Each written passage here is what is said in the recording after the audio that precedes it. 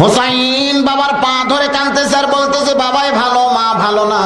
আর সামনে দাঁড়ায় হাসান কাঁদতেছে, ও বাবা আজকে 2 দিন হলে কোনো কিছুই খাই নাই। হযরত আলী একবার হাসানের দিকে একবার হোসেনের মুখের দিকে তাকাইতেছে। ছেলেদের শুকনা মুখ দেখলে বাবার কলিজায় দরদ হয় কি হয় না?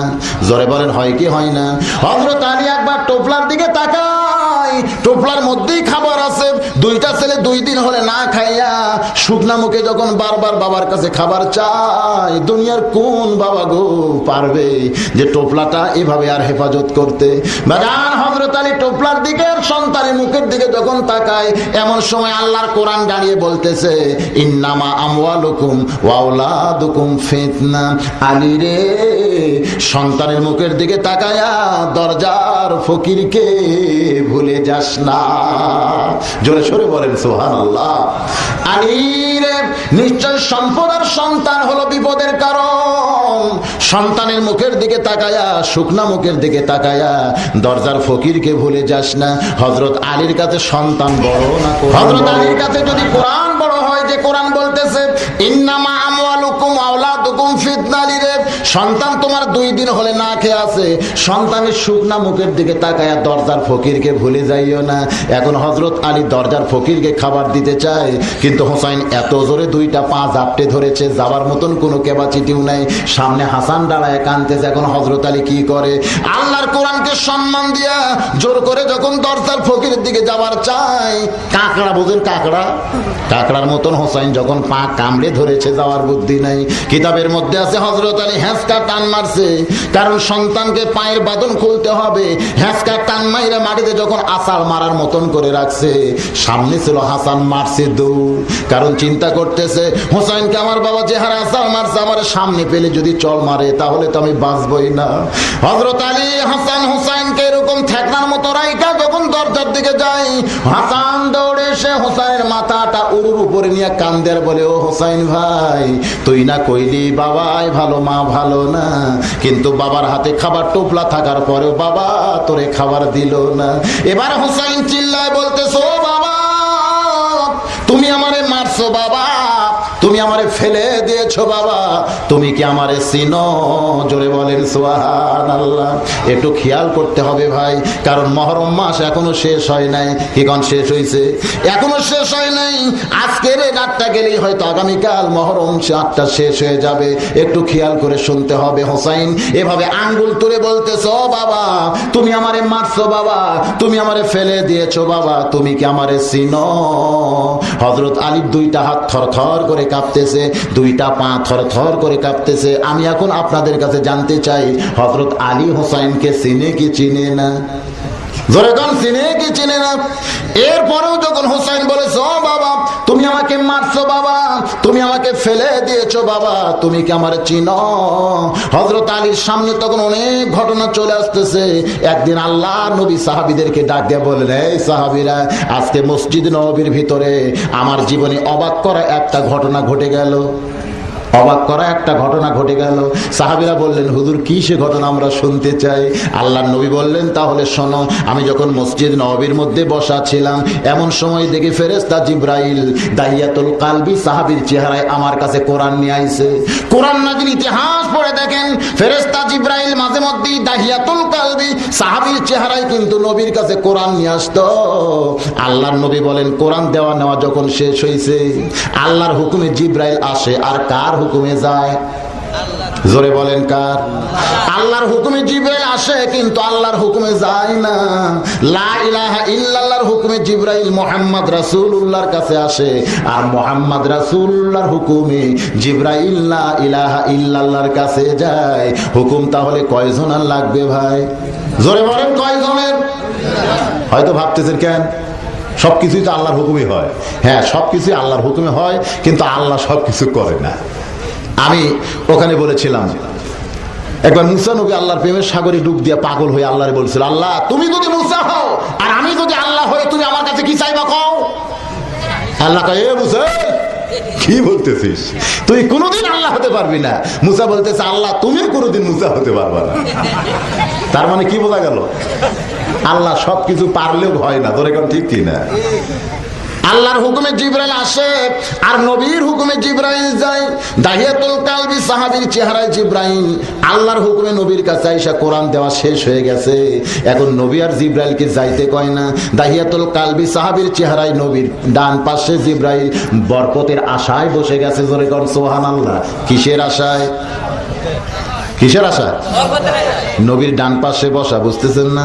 আমরা কিন্তু নবীরে চিনি না, জিবরাইল কিন্তু আল্লাহর নবীকে চিনে। যেদিন জিবরাইল কোলদারা হইয়া লাইলাতুল মেরাজে বোরাকের পিঠে করে নবীকে আল্লাহর কাছে নিয়ে যায়, একটা জায়গায় গিয়া জিবরাইলকে আল্লাহ ব্রেক করে দেয়, জিবরাইল রে আর সামনে আসবি না। জিবরাইল যখন ব্রেক হয়েছে, নবী তখন সামনে যায়। নবী বলতেছো, জিবরাইল ভাই তুমি কি আমাকে দুনিয়া থেকে আল্লাহর বাড়িতে নিয়ে আইছো, এখন তুমি কেন ব্রেক করেছো, আমার সঙ্গে কেন যাবার চাও না? জিবরাইল বলে, নবী গো আমি তো আপনার ওসিলায় আল্লাহকে একবার দেখতে চাই, আজ পর্যন্ত আমি জিবরাইল আল্লাহরে দেখি নাই। আমি মনে করেছিলাম আপনাকে নিয়ে যখন আল্লাহর বাড়িতে যাচ্ছি আপনার ওসিলাই বুঝি আল্লাহরে দেখা যায়, কিন্তু আমার আল্লাহ তাআলা আমাকে ব্রেক করে বলল, জিবরাইল আমি আমার দোস্তের জন্য বসে আছি, এখান থেকে আপনাকে একলাই যাওয়া লাগবে। যাওয়ার সময় আল্লাহর বাড়িতে যখন ঢুকবেন তখন ওই জমজমের কূপের পানি দিয়ে ওযু করার সময় যে জুতা পাও দিছে ওই জুতা পায়ে যেন ঢোকেন না। আল্লাহ নবী বলতেছে, জিবরাইল ভাই অত কিছু বলা লাগবে না, আমিও বুঝি। সুবহানাল্লাহ বলেন।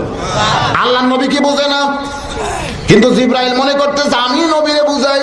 আল্লাহর নবী নিজেই বলেছেন, ইন্নী বুইসতু মুআল্লিমান লিউতাম্মিমা মাকারিমাল আখলাক। আল্লাহ আমাকে শিক্ষক করে দুনিয়াতে পাঠাইছেন, দুনিয়ার কারো কাছ থেকে আমার শিক্ষা নেওয়ার দরকার নাই, বরং আমার শিক্ষালয়ে যারা ভর্তি হয়েছিল তারা সবাই গোল্ডেন A+ পাইছে। জোরে কর সুবহানাল্লাহ। নবী আমার পায়ের জুতা যখন খুলতে চাই, আল্লাহ ডাক দেয় বলে, হাবিবুল্লাহ পায়ের জুতা খুলবেন না, আমার আরশে আজিম দামি হতে পারে তবে আপনার জুতার চাইতে দামি না। জোরে সরে বলেন না সুবহানাল্লাহ। জিবরাইল সেই দিন আমার নবীকে চিনেছে। আরে নবীর কত দাম, যেখানে আমি জিবরাইল যাবার পারি না সেখানে নবী আমার কি পাও দেওয়া যায়, জুতা পায়ে যায়। এই জন্য দাহিয়াতুল কালবি সাহাবীর চেহারায় নবীর ডান পাশে যখন জিবরাইল বসে যায়, এমন সময় ছোট্ট হোসাইন মসজিদ নববীর মধ্যে ঢুকেই বলতেছে, ও নানু ভাই আমি কিন্তু আজকে তোমার কাছে যাব না। নবী আমার চমকে উঠে বলতেছে, কেন ভাই? বলে, মার কাছে খাবার চাইছিলাম, মা বলে খাওয়া নাই। আমি বললাম তাহলে নানার কাছে যাই। আমার মা কেঁদে কেঁদে বলেছে, বাবা তোমার নানার কাছে যাইও না, তোমার নানা ক্ষুধার জ্বালায় পেটে পাথর বেঁধে বসে আছে, এখন খাবার চাইলে তোমার নানা বড় কষ্ট পায়। ও নানু ভাই তোমার কাছে যাব না, কিন্তু তোমার পাশে তোমার যে সাহাবী বসে আছে এই বেটারে আমি ছাড়বো না। ওইটা সাহাবী না জিবরাইল? হোসাইন দাহিয়াতুল কালবি বিশ্বাস করে এক দৌড়ে এসে কোলের মধ্যে বসে দাড়ির মধ্যে দুইখানা হাত ঢুকায় বলতেছে, ও নানার সাহাবী আমি মাঝে মধ্যেই তোমারে দেখি, তুমি যেন গুদুর গুদুর করে কি আমার নানারে কও, তারপরে নানা ইশারা করলি তুমি ফসকান দাও, কিন্তু আজকে যখন তুমি বসে আছো নানার কাছে আমারে খাবার না দিলে কিন্তু তোমারে আমি ছাড়বো না। নবী আমার চমকে উঠছে, কারণ হোসাইন যার কাছে খাবার চাই সে কেডা? জোরে বলেন কে? কিন্তু হোসাইন দাহিয়াতুল কালবি বিশ্বাস করে বারবার যখন খাবার চায়, আপনারা বলেন ফেরেশতা কি খায়? কোন খাওয়ার কিছু কি ফেরেশতাদের কাছে আছে? কিন্তু হোসাইন যখন বারবার খাবার চায়, এবার জিবরাইল কি বিপদে পড়লাম, আল মাসিবাতু মির রাহমাতিল্লাহ। আল্লাহর নবী বলেন বিপদ আপদ মুসিবত সবই কিন্তু আল্লাহর রহমত। জোরে বলেন সবই কি? জিবরাইল খানে মসমস করতেছে, কি বিপদে পড়লাম রে। আল্লাহ নবী এলকা করলেন, আমার দিকে খেয়াল করেন, এলকা মানে ইশারা। জোরে কোন এলকা মানে কি? নবী ইশারা করে বললেন, জিবরাইল যে তোমার কোলের মধ্যে বসেছে তারে তুমি চিনো? জিবরাইল বলতেছে, ইয়া রাসূলুল্লাহ তা আপনার এটা মানে কি পুচকাটা? এই ছোট হোসাইন না? হ্যাঁ, খালি হোসাইন চিনলে হবে না, এর যে কত দাম তা কি তুমি জানো? ইশারার দ্বারা নবী বলতেছে, জিবরাইল তোমার কোলের মধ্যে যে বসেছে তার কি দাম, কত দাম তুমি কি তা জানো? জিবরাইল ইশারা করে বলে, ইয়া রাসূলুল্লাহ আমি তো দাম জানি না। আল্লাহর নবী বললেন, তাহলে তুমি শোনো, একদিন আমি নবী ছিলাম নামাজের সেজদায়, কোত্থেকে ওই হোসাইন দৌড়ে এসে আমার পিঠে চড়ে বলতেছে, চল ঘোড়া চল, চল ঘোড়া চল। নবী আছে নামাজের সেজদায়, কিন্তু হোসাইন পিঠে চড়ে বলতেছে, চল ঘোড়া চল, চল ঘোড়া চল। আপনারা বলেন তো এটা আদবি না বেদবি? চরম বেয়াদবি। নবী আমার নামাজের সেজদায় ওই সময় নানার পিঠে চড়ে বলতেছে, চল ঘোড়া চল, চল ঘোড়া চল। ভাইজান, এটা চরম বেয়াদবি হলো। এই বেয়াদবিটা শিখাইছে কে? আল্লাহ শিখাইছে। এই বেয়াদবি কে শিখাইছে? যদি সিরাতে রাসূল আপনারা পড়েন তাহলে স্ট্রেস হয়ে যাবেন। একদিন নবী আমার রাস্তা দিয়ে যাওয়ার সময় দেখতেছে হাসান দাঁড়ায় কাঁদতেছে আর হোসেন মাটিতে গড়াগড়ি দিয়ে কাঁদতেছে। আল্লাহর নবী বলেন, কেরে হাসান, তুইও কান্দিস, হোসাইনও কান্দে, ব্যাপারটা কি? তবে তোর কান্দার একটা সাইজ আছে, হোসেনের কান্নার তো কোনো সাইজ নাই। মানে একজন দাঁড়িয়ে কাঁদতেছে, কান্দার সাইজ আছে না নাই? কিন্তু হোসাইন মাটিতে গড়াগড়ি দিয়ে কাঁদতেছে, ধুলা দিয়ে গোটা শরীর মাইকা যায়। কেন কাঁদতেছে? হাসান কান্দের বলে, নানু ভাই, কিছুক্ষণ আগে একজন ঘোড়ার পিঠে চড়ে যায়, তখন থেকে হোসাইন বায়না ধরেছে ঘোড়ার পিঠে চড়তে চায়, কিন্তু আমি হাসান এখন ঘোড়া পাবো কোথায়? নবী আমার দৌড়ে গিয়া হোসাইনকে বুকের মধ্যে নিয়ে হাসানের হাতটা ধরে বলে, কেরে হাসান, তুই কি বলতে পারিস না বাড়ির মধ্যে ঘোড়া আছে? হাসান কান্দের বলে, নানু ভাই, বাড়ির মধ্যে তো একটা ঘোড়াও নাই, আমি মিথ্যা কথা তার কেমনে কই? আল্লাহর নবী বলেন, বাড়ির মধ্যেই তো ঘোড়া আছে, তুই কি জানিস না? হাসান বলে, নানু ভাই, বাড়ির মধ্যে তো কোনো ঘোড়া নাই। নবী বলতেছেন, তাহলে চ বাড়িতে যাই। এবার বাড়িতে যাই, নবী আমার নিজেই দরজা বন্ধ করে দেয়। হাসান বলে, নানু ভাই, আপনি কেন দরজা বন্ধ করতেছেন জানতে চাই। নবী বলতেছেন, পাগলা ঘোড়া দরজা খোলা পাইলে যদি বাহির হইয়া দৌড় দেয়। হাসান চমকে উঠেছে, যে বাড়িতে কোনো ঘোড়াই নাই সেই বাড়িতে পাগলা ঘোড়া দরজা খোলা পাইলে কেমনে দৌড় দেয়? হাসান যখন কান্দে, নবী বলে, রে হাসান, কান্দিস না, এই দরজা যদি খোলা থাকে তাহলে রাস্তা দিয়ে যাওয়ার সময় কোনো সাহাবী যদি দেখতে পায় তাহলে কলিজা ফেটে মারা যাবে রে হাসান। এই জন্যই দরজা বন্ধ করে নবী আমার হামাগুড়ি দিয়া ঘোড়া হয়েছে। জোরে কোন সুবহানাল্লাহ। নবী আমার হামাগুড়ি দিয়ে ঘোড়া হয়েছে। ও হোসেন ভাই, ঘোড়ার পিঠে চড়তে চাস? আয় আয়, আমি ঘোড়া হয়েছে, আয় তুই আমার পিঠে চড়। নবী আমার ঘোড়ার মতন টকবক টকবক শব্দ করে। হোসেন ছোট্ট মানুষ দৌড়ে এসে নানার পিঠে লাফ দিয়ে চড়ে। নবী আমার তাকায় দেখে হাসান দাঁড়িয়ে পাগলের মতন কাঁদতেছে। নবী বলতেছে, হাসান রে, এই ঘোড়া যদি তোর পছন্দ হয় তাহলে ঘোড়ার পিঠে চড়, আর ঘোড়া যদি তোর পছন্দ না হয় তাহলে দাঁড়িয়ে কান। এমন কথা আল্লাহর নবী বলেছেন। না চললেও নানাকে পছন্দ করা হয় না। এখন হাসান কি করবে? বিপদে পড়ে মন চায় না, তারপরেও নানার পিঠে যখন চড়ছে। এবার হোসেন বলতেছে, ও হাসান ভাই, এত সুন্দর ঘোড়া পাইছি কিন্তু ঘোড়ার মুখে লাগাম নাই। নবী আমার মুস্কি মুস্কি হাসি আর বলে, হাসান রে, কে বলে হোসেনের বুদ্ধি নাই? কারণ লাগাম ছাড়া ঘোড়ার পিঠে কেউ যদি চড়ে কোনদিন গন্তব্যে যাইতে পারবে না। জানে আখেরাতে তরাইতে ফুলসিরাতে কান্ডারি হইয়া নবী পার করিবেন সেই তরণী। জোরে বলেন, নবী মোর পরশমণি, নবী মোর সোনার খনি, নবী নাম ভাবে যেজন সেই তো দোজাহানের ধনী। জোরে বলেন না হাবা। নবী আমার নৌকার মাঝে হবেন আর সমস্ত গুনাহগার উম্মত সেই নৌকার উপরে চড়বে। নবী আমার মাঝি হইয়া বৈঠা মারতে মারতে আমাদেরকে জান্নাতের দরজায় পৌঁছায় দিবে। জোরে করে সুবহানাল্লাহ। এমন একটা নবী আমরা পাইছি ভাই, সুবহানাল্লাহ। মাথার চিকন পাগড়ি খুলে নবী আমার মুখের মধ্যে ঢুকায়া দেয়। হোসাইন হাসকা টান মারলে ওই পাগড়িটা নবীর গালসির মধ্যে ঢুকে যায়। একটু দূরে ছিল মা ফাতেমা, যারে সৃষ্টি না করলে আল্লাহ কুল কায়নাত সৃষ্টি করতো না। সেই মহামানবের পিঠে চড়ে তার দুইটা সন্তান বেয়াদবি করতেছে।